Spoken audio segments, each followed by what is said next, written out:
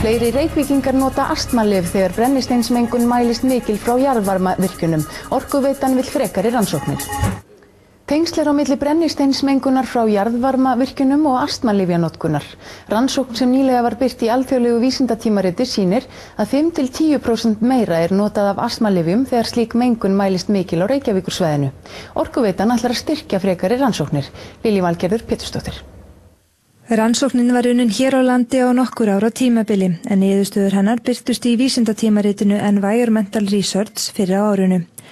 Þær sýna að tengsl að ræða á milli brennisteinsmengunar sem kemur frá jarðvarmavirkjunum og því hversu mikið af astmalyfjum leyst út úr apótekum.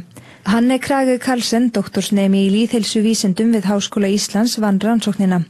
Hún segir að þegar mikil brennisteinsmengun mælist á höfuðborgarsvæðinu frá Hellisheiðarvirkjun og Nesjavöllum, þá aukist sala á astmalyfjum.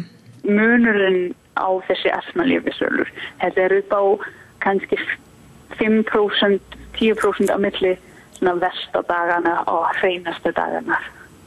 Og haldið þetta sé, þetta magn það mikið að það hafa einhver virkilega áhrif á fólk? Þetta eitthvað svona til að fólk hafa áhyggjur af? Þetta náttúrulega eiturgas og hann þekktur fyrir að hafa áhrif af öndunarfærunum í mjög hám skammtum. Flestir rannsóknir á þessum gös gert innan iðnaðinn og þá maður náttúrulega útsett fyrir allt önnur skammtur heldur en almenningur en þá munur líka að innan iðnaðinn vinnur út og hest fólk. En í almennu þýðinu gamalt fólk, það fólk með lungnasjúkdómar og aðra veikindi. Þannig ég held að það alveg sennilegt að þetta hefur áhrif.